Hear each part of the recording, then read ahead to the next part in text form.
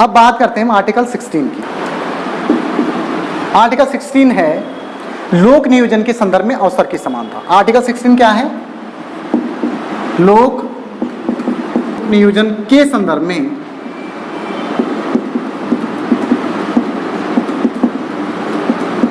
अवसर की समानता।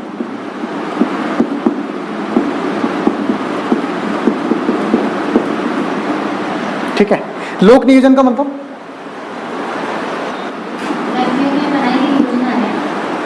लोगों का नियोजन, रोजगार, लोगों का नियोजन करना, उनको रोजगार मुहैया कराना, लोक नियोजन।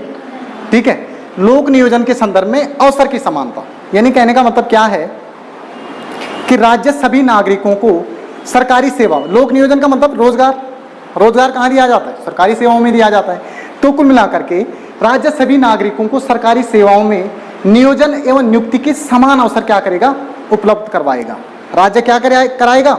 राज्य सभी नागरिकों को सरकारी सेवाओं में नियोजन एवं नियुक्ति के समान अवसर उपलब्ध करवाएगा। यानी राज्य के द्वारा कोई भी सरकारी सेवाओं में कोई भी नौकरियां आएंगी या लोगों के नियोजन से संबंधित राज्य कोई भी स्कीम चलाएगा, राज्य के द्वारा जो स्कीम निकाली जाएगी उसके स्कीमों में राज्य सभी व्यक्तियों को नियुक्ति के समान अवसर उपलब्ध करवाएगा। मोटे तौर पे राज्य लोगों को रोजगार के समान अवसर उपलब्ध करवाएगा।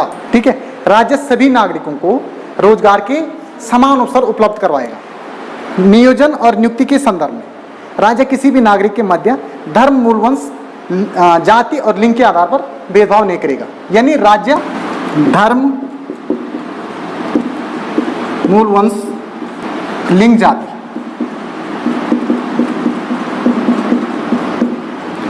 राज्य नियुक्ति और नियोजन के संदर्भ में किसी भी नागरिक के मध्य धर्म, मूल वंश, लिंग, जाति के आधार पर कोई भेदभाव नहीं करेगा। राज्य सभी नागरिकों को नियुक्ति और नियोजन के संदर्भ में समान अवसर उपलब्ध करवाएगा। ये गारंटी राज्य की है। राज्य सभी नागरिकों को समान रूप से समान अवसर उपलब्ध करवाएगा। अगर आपको समान अवसर उपलब्ध नहीं हो रहा है तो आप न्यायालय के दरवाजे खटखटा सकते हैं कि भाई राज्य जो योजनाएं चला रहे हैं उसमें तो हमको फायदा नहीं मिल रहा है। ठीक है, हमारे लिए है वो नौकरी, हमारे लिए है ही नहीं, या फिर आपको भी समान अवसर देने की बात वो करता है। कहने का मतलब ये। लेकिन आर्टिकल 16 में क्या है? परंतु यदि राज्य सामाजिक और शैक्षणिक दृष्टि से पिछड़े वर्गों के लिए, ठीक है, या उनके कल्याण के लिए किसी विशेष कानून का निर्माण करता है, एक तरफ तो राज्य सभी व्यक्तियों को समान अवसर उपलब्ध करवाएगा, ठीक है, लेकिन दूसरी तरफ यदि सामाजिक और शैक्षणिक आधार पे, दूसरी तरफ सामाजिक और दूसरा शैक्षणिक,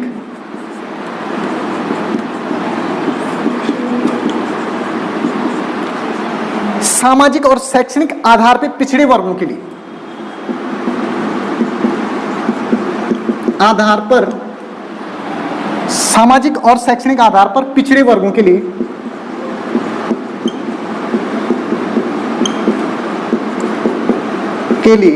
कोई विशेष कानून बनाता है तो उसको आर्टिकल 16 का उल्लंघन नहीं माना जाएगा। कहने का मतलब यहाँ पे ये है कि एक तरफ तो राज्य सभी व्यक्तियों को क्या करेगा? सभी नागरिकों को, ठीक है, नियुक्ति के संदर्भ में समान अवसर उपलब्ध करवाएगा। रोजगार देगा तो सभी को समान रूप से रोजगार को पाने के अवसर भी उपलब्ध करवाएगा। ये राज्य की रिस्पॉन्सिबिलिटी है। ठीक है, लेकिन राज्य इन नियुक्ति के संदर्भ में साथ साथ धर्म, मूल वंश, लिंग, जाति के आधार पर भेदभाव नहीं करेगा। ऐसा नहीं कि भाई किसी विशेष धर्म वाले को ज्यादा नौकरी मिल रही है, ऐसा नहीं। ठीक है, लेकिन इसके साथ साथ आर्टिकल 16 में यह भी प्रोविजंस किया गया है कि यदि सामाजिक और शैक्षणिक आधार पर पिछड़े वर्गों के लिए राज्य कोई विशेष कानून बनाता है तो उसको आर्टिकल 16 का उल्लंघन नहीं माना जाएगा। यानी कि तुम्हारे एससी और ओबीसी के लिए जो आरक्षण की व्यवस्था है, एससी के लिए सामाजिक आधार पे और ओबीसी के लिए शैक्षणिक आधार पे, मंडल आयोग ने जो निर्धारित किया शैक्षणिक आधार पे ओबीसी, इन वर्गों को आरक्षण की व्यवस्था आर्टिकल 16 में की गई है। आर्टिकल 16 बोल रहा है ना, एक तरफ तो राज्य सभी व्यक्तियों को नियुक्ति के समान अवसर उपलब्ध करवाएगा, दूसरी तरफ यदि सामाजिक आधार पर और शैक्षणिक आधार पर पिछड़े वर्गों के लिए कोई विशेष कानून बनाता है तो उसको आर्टिकल 16 का उल्लंघन नहीं माना जाता। विशेष कानून का मतलब क्या है? इतने % आरक्षण का प्रावधान है, विशेष कानून है ना, कि सामाजिक आधार। अब सामाजिक आधार पर पिछड़ेपन का मतलब क्या है? शैक्षणिक आधार पर पिछड़ेपन का मतलब क्या है? क्या समझते हैं आप? अब रिजर्वेशन की यहाँ पे नॉर्मली बात हो रही है। रिजर्वेशन क्या है?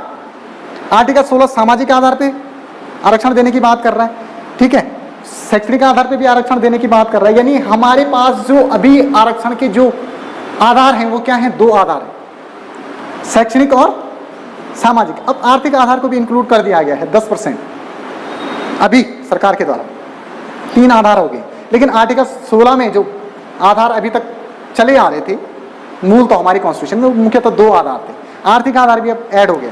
लेकिन मुख्यतः आर्टिकल 16 में जो मूल तो 2 आधारों का जिक्र किया जा रहा था, सामाजिक और शैक्षणिक आधार। अब सामाजिक और शैक्षणिक आधार पे आरक्षण कैसे मिल रहा है इसको समझ लीजिए। यानी आरक्षण का प्रोविजंस क्या है इसको समझ लीजिए। अगर आपसे कोई पूछता है आरक्षण की क्या व्यवस्था, आरक्षण क्यों रखा गया है, एक पॉलिटिकल साइंस के स्टूडेंट होने के नाते हमारी ये बुनियादी समझ होनी चाहिए। सामाजिक आधार पे पिछड़े का मतलब क्या है? हमारा एक मुख्य समाज है, समाज, ठीक है। हमारा एक देश का एक समाज है, हमारी एक सोसाइटी है। हमारी सोसाइटी, हम बोलते हैं ना विकसित समाज, विकासशील समाज, अविकसित समाज, इनकी बात करते हैं, ठीक है। अब हम समाज की बात कर रहे हैं तो समाज का मतलब हमारा देश का एक समाज है, जैसे हम बोलते हैं विकासशील है। तो विकासशील का मतलब हमारे समाज का एक मुख्य दायरा है जो विकासशील है, ठीक है। तो हमारा देश अभी विकासशील समाज की श्रेणी में आता है, विकासशील है, अग्रसर है। समाज का मतलब क्या है कि इस समाज में भी कुछ समाज ऐसे हैं, कुछ वर्ग ऐसे हैं जो इस मुख्य समाज के दायरे से दूर हैं। कुछ वर्ग क्या हैं? कुछ वर्ग इस मुख्य समाज के दायरे में नहीं है, वो इस समाज के दायरे से भी दूर हैं। जैसे जनजातीय क्षेत्र आपने देखा होगा, उनको कोई मतलब नहीं है कि गणतंत्र दिवस मनाया जा रहा है, उनको कोई फर्क नहीं पड़ता देश में क्या चल रहा है, उनको प्रधानमंत्री का भी पता नहीं, बशर्ते ये जो पिछड़ा वर्ग है सामाजिक आधार पे इतना पिछड़ा नहीं है। तो नॉर्मली मैं आपको बात कर रहा हूँ। तो यानी राज्य अगर कोई स्कीम बनाता है तो यानी इस मुख्य समाज की गतिविधियों को देकर के बनाएगा ना, मुख्य समाज की गतिविधियों को देकर के बनाएगा। राज्य को पता है कि भाई मैं जो चीज दे रहा हूं, ठीक है, वो अपने नागरिकों की देखरेख करेगा ना कि भाई मेरे नागरिक इस चीज को लेने के लिए कैपेबल हैं कि नहीं है। यानी समाज की जो मुख्य प्रगति है या समाज का जो मुख्य दायरा है, ये समाज का मुख्य दायरा जो चल रहा है, इस समाज के मुख्य दायरे को बनाकर को देकर के कोई स्कीम राज्य बनाएगा। आर्टिकल 16 में राज्य ने कोई स्कीम बना दी, बनाए कि नहीं बनाए। लेकिन ये वर्ग इस समाज के दायरे से भी जब दूर हैं तो ये वर्ग इस स्कीम को कैसे पा सकेगा?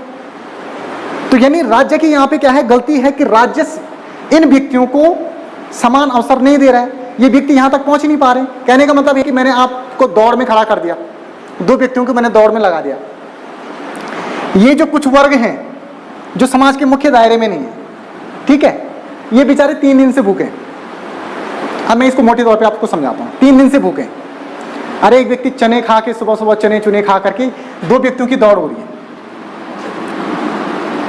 एक चने चुने खा के बेचारा बिल्कुल पौष्टिक आहार ले रहा है कि मेरी दौड़ है, कल मुझे फर्स्ट निकलना है। एक बेचारा 3 दिन से भूखा है। 3 दिन से भूखे का मतलब ये है कि समाज का जो मुख्य दायरा है उससे भी, उस दायरे में से भी नीचे कुछ लोग हैं जो उस दायरे के साथ सर्वाइव नहीं कर पा रहे। तो ये भूखे लोग मतलब समाज के मुख्य दायरे से अलग हैं, ठीक है। इनका विकास उतना नहीं हुआ है, मतलब काफी पिछड़े हैं। इनका रिप्रेजेंटेशन नहीं है सोसाइटी में, सरकारी विभागों में इनका रिप्रेजेंटेशन नहीं है, या फिर इनके नेता नहीं है जो इनकी बात को उठा सकें, ठीक है। इनकी इतनी बुनियादी समझ नहीं है, इनका मानसिक स्तर उतना डेवलप नहीं है। अगर इनसे कोई बात सामने पे करता है तो ये लोग आसानी से नहीं समझ पाते हैं, जबकि मुख्य समाज का जो तबका है वो आसानी से समझ पाता है। तो सामाजिक आधार पर पिछड़ेपन का कई रीजन हो सकते हैं, ठीक है। तो दोनों को मैंने दौड़ में लगा दिया। राज्य दौड़ा रहा है कि भाई अब जो व्यक्ति फर्स्ट आएगा उसको नौकरी मिलेगी, आर्टिकल 16 बोल रहा है, ठीक है। जो व्यक्ति पौष्टिक आहार के साथ दौड़ रहा है वो तो दौड़ेगा, एनर्जी है भाई उसमें। अब जो व्यक्ति 3 दिन से भूखा है वो उसके साथ दौड़ पाएगा? नहीं दौड़ पाएगा। तो कहने का मतलब यहाँ पे ये है कि राज्य सभी व्यक्तियों को समान अवसर उपलब्ध करवाएगा ना। अवसर उपलब्ध करवाने की जो उत्तरदायित्व है वो किसका है? राज्य का है। लेकिन राज्य यहाँ पे ऐसे योजना बना रहा है कि उसमें इस भूखे व्यक्ति को समान अवसर तो नहीं है। ये 300 किलोमीटर की दौड़ तो दौड़ ही नहीं सकता है। तो यहाँ पे गलती किसकी है? राज्य की है। राज्य ने ये प्रतिस्पर्धा का जो प्रक्रिया है वो ऐसी रखी है कि उसमें क्या नहीं हो रहा है, उसमें इस व्यक्ति को समान अवसर नहीं मिल रहा है। क्योंकि ये तो 100 मीटर ही दौड़ सकता है ना, 300 मीटर को कैसे दौड़ेगा? इतनी इसमें एनर्जी नहीं है। और ये व्यक्ति 300 मीटर के 600 मीटर दौड़ सकता है। तो यहां पे 500 मीटर का गैप हो गया ना। तो राज्य क्या करता है, राज्य बोलता है कि भाई, क्योंकि राज्य का उत्तरदायित्व है आर्टिकल 16 में कि वो नियुक्ति के समान अवसर देगा, अवसर तो उसने उपलब्ध करवाने हैं ना। अब वो कोई नीतियां बना रहा है तो उसमें अगर उसको लग रहा है कि इतना गैप है तो उस गैप को रिजर्वेशन से वो भरता है। वो बोलेगा कि भाई देखो, तेरी 100 मीटर दौड़ने की कैपेसिटी है, तेरे को मैं 600 मीटर दौड़ाना है तो 500 मीटर से दौड़ दो। अब 500 मीटर से तो 100 मीटर तो दौड़ ही सकता है, तो बराबर आ गया। तो राज्य इस तरीके से उसको भी समान अवसर उपलब्ध करवाता है। ठीक है, ये है मतलब रिजर्वेशन का असली फंडा। सामाजिक आधार पे हमारा जो समाज का मुख्य दायरा है, सामाजिक आधार पे जो लोग इस मुख्य दायरे में सम्मिलित नहीं हैं, उन लोगों को सामाजिक आधार पर रिजर्वेशन का प्रावधान है।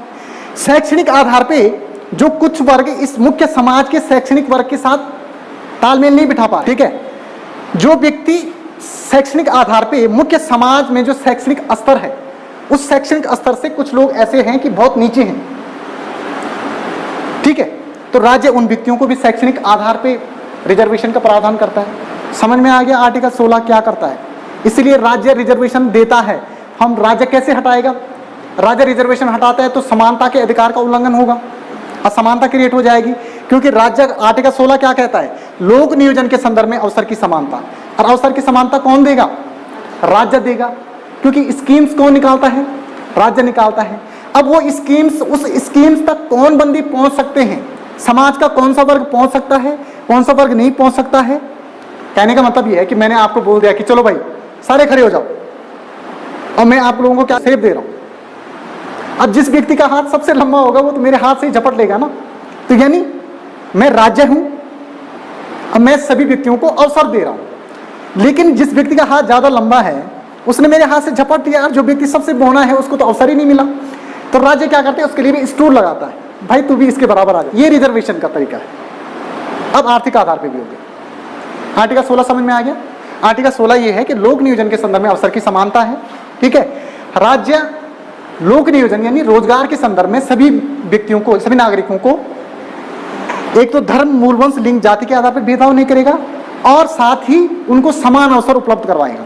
समान अवसर उपलब्ध करवाने के लिए वो सामाजिक और शैक्षणिक आधारों के लिए अगर राज्य कोई विशेष प्रोविजंस करता है तो उसको आर्टिकल 16 का उल्लंघन नहीं माना जाए। आर्टिकल 16 का हम जिक्र कर चुके हैं। आर्टिकल 16 में लोक नियोजन के संदर्भ में अवसर की समानता की हम बात करते हैं कि राज्य सभी व्यक्तियों को नियुक्ति के संदर्भ में, ठीक है, समान अवसर उपलब्ध करवाएगा, यानी रोजगार के समान अवसर राज्य उपलब्ध करवाएगा मोटे तौर पे। साथ ही राज्य सामाजिक और शैक्षणिक आधार पर पिछड़े वर्गों के लिए कोई विशेष प्रोविजन करता है, उसके लिए आर्टिकल 16 का उल्लंघन नहीं माना जाएगा। अब हम बात करते हैं आर्टिकल 17 का। आर्टिकल 17 अस्पृश्यता के अंत की घोषणा करता है। आर्टिकल 17 में अस्पृश्यता, अस्पृश्यता का मतलब छुआछूत, अस्पृश्यता का मतलब छुआछूत,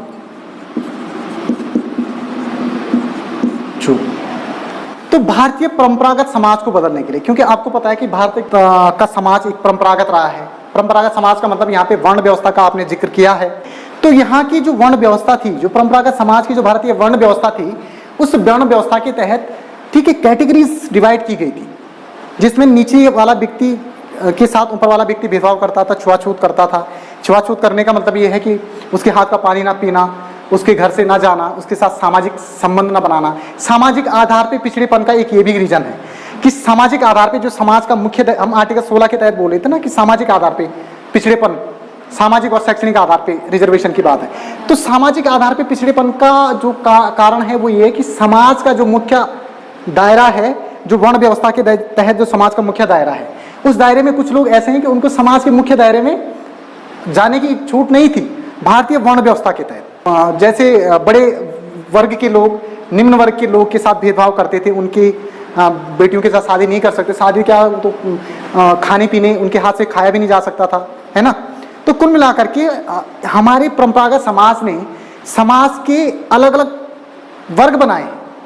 एक समाज ऊपर समाज, एक समाज निम्न समाज। निम्न समाज अलग ही चल रहा है, ऊपर वाला समाज अलग ही चल रहा है। तो जो ऊपर वाला समाज है उसका विकास ज्यादा होगा ना, उसकी स्वतंत्रताएं ज्यादा हैं, उसको ज्यादा सुविधाएं मिल रही हैं, ठीक है। नीचे वाले जो समाज है, उस नीचे वाले, एक ऊपर वाला समाज, एक निम्न समाज। तो भारतीय वर्ण व्यवस्था के तहत जो उच्च समाज था, उच्च समाज निम्न समाज को अपने साथ जुड़ने नहीं दिया। अब निम्न समाज अलग ही चल रहा है, निम्न समाज को कम स्वतंत्रताएं दी गई थी। जब निम्न समाज को कम सुविधाएं मिली तो उनका विकास का स्तर भी तो कम होगा। आर्टिकल 16 में हम लोक नियोजन के संदर्भ में अवसर की समानता की बात कर रहे थे।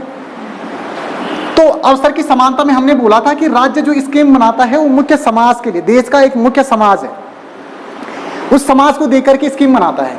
लेकिन एक कुछ वर्ग या कुछ समाज ऐसा है कि उस मुख्य समाज के साथ नहीं जुड़ा है, इतना विकसित नहीं है कि उस समाज की चाल चलन उसके हिसाब से वो सोच सके, वो उसका अलग ही है। अलग क्यों है? क्योंकि भारतीय परंपरागत समाज ने या भारतीय परंपरागत जो तौर तरीके थे वर्ण व्यवस्था के, उन वर्ण व्यवस्थाओं में इनको कम स्वतंत्रता मिली, इनको कम सुविधाएं मिली, और जब इनको कम सुविधाएं मिली तो उनका विकास नहीं हो पाया ना इतना, ठीक है। तो इसलिए आर्टिकल 16 में राज्य क्या करता है, ऐसे अवसर उपलब्ध कराता है जिससे ये भी उन चीजों को प्राप्त कर सके। इसलिए सामाजिक आधार पे रिजर्वेशन का प्रावधान आर्टिकल 16 की मैं बात कर, तो आर्टिकल 17 भी इसी से रिलेटेड है, ठीक है। भारतीय वर्ण व्यवस्था के तहत भारतीय जो परंपरागत समाज है उसमें वर्गीकरण किया गया है, और वर्गीकरण के साथ निम्न समाज के साथ मुख्य समाज क्या करता है, भेदभाव करता है, ठीक है। तो आर्टिकल 17 क्या करता है, अस्पृश्यता का अंत करता है, यानी अस्पृश्यता का मतलब छुआछूत, जो ये मुख्य समाज निम्न समाज के साथ जो भेदभाव करता था, इस भेदभाव को खत्म करता है आर्टिकल 17। यानी आर्टिकल 17 भारतीय परंपरागत समाज को बदलने के लिए अस्पृश्यता यानी छुआछूत की अंत की घोषणा करता है। जन सुरक्षा अधिकार अधिनियम, जन सुरक्षा अधिकार अधिनियम 1955 में जन सुरक्षा अधिकार अधिनियम बनाया गया। यानी कुल मिलाकर के कहने का मतलब यहां पे ये है कि आर्टिकल 17 अस्पृश्यता के अंत की घोषणा करता है, भारतीय परंपरागत समाज को बदलने के लिए छुआछूत के अंत की घोषणा करता है आर्टिकल 17। इसी के प्रोटेक्शन के लिए, आर्टिकल 17 के प्रोटेक्शन के लिए जन सुरक्षा अधिकार अधिनियम 1955 लाया गया। जन सुरक्षा अधिकार अधिनियम 1955 के तहत छुआछूत यानी भेदभाव को दंडनीय अपराध घोषित किया गया है। यदि कोई व्यक्ति है छुआछूत के संदर्भ में कोई विचार प्रकट करता है या कोई समर्थन का दोषी पाया जाता है तो जन सुरक्षा अधिकार अधिनियम के तहत वो दंड का भागी होगा। उस पर शारीरिक और आर्थिक दोनों प्रकार के दंड उस पर लगाए जा सकते हैं। शारीरिक दंड के तहत कारावास उसको हो सकता है, यानी विचार देने पर भी अगर आप कोई ऐसे बात करते हो कि उससे छुआछूत चीजें या भेदभाव जैसी चीजें क्या होती है, रिप्रेजेंट होती है। तो कुल मिलाकर के जन सुरक्षा अधिकार अधिनियम छुआछूत को दंडनीय अपराध घोषित करता है, और इसके तहत कोई व्यक्ति अगर इसका दोषी पाया जाता है, ठीक है, तो उसको शारीरिक और आर्थिक दोनों प्रकार के दंड दिए जाने का प्रावधान ये अधिनियम करता है। साथ ही साथ इस प्रकार का दोषी व्यक्ति राज्य विधानमंडल की सदस्यता के भी अयोग्य पाया जाएगा, वो चुनाव भी नहीं लड़ सकता है।